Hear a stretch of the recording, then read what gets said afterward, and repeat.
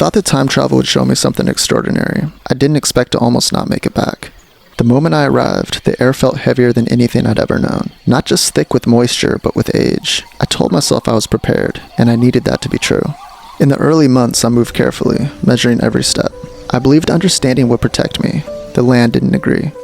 The first time I saw a dinosaur in the distance, I froze. Over time, I realized they didn't rush or react. They simply existed. Their power wasn't something they used, it was something they never questioned.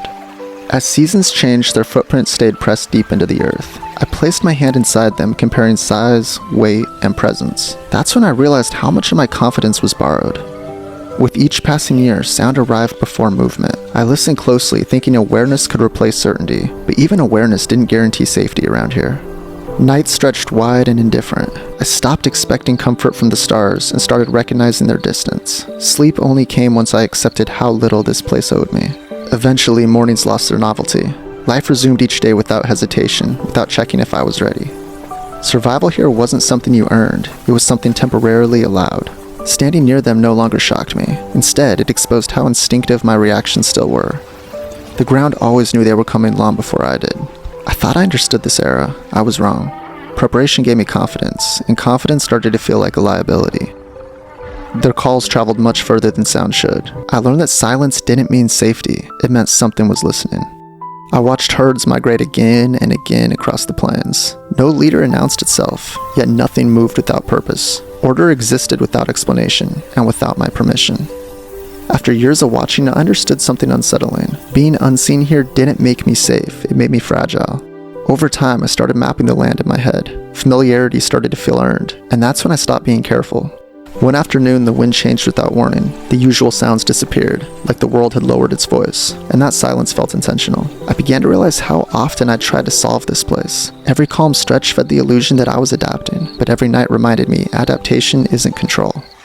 As years stacked quietly behind me, the dinosaurs stopped feeling like a spectacle. They became a force of nature. Comfort didn't make me safer, it made me slower. The ground trembled closer than it ever had before. Dust lifted at my feet like a warning. Everything I thought I understood collapsed into instinct. I didn't run. I dissolved backward into the landscape. My heart was loud enough. That was the first time I understood that being smart doesn't matter if you're in the wrong place. After that, I moved differently. I stopped walking like someone who belonged. I started walking like someone borrowing time. The next season arrived quietly. I stopped asking the land to explain itself. Letting go felt peaceful. Some nights, I watched the water hold the sky. I thought about how often I demanded certainty before I rest. Here, rest came only after surrender. Years passed differently when nothing was built for me. I stopped counting days and started noticing thresholds. I was changing without permission. Then, everything went quiet. Too quiet. A shadow crossed over me so fast the light snapped in half. The air sharpened around me. The world reminded me how replaceable I was.